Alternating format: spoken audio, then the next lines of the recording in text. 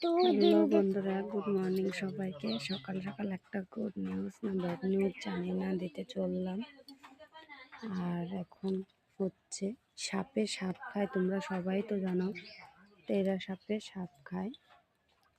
আর আমাদের সকাল সকাল আমাদের সামনেই পড়লো, আমাদের ঘরের সামনে দুটো সাপ। একটা সাপকে খেয়ে দিচ্ছে, তোমাদেরকে দেখাচ্ছি। এই যে একটা সাপ আর একটা সাপকে খেয়ে নিচ্ছে। আধাটুকু খেয়ে দিচ্ছে। আর এখন আরেকটা সাপের লেজাটুকু আছে,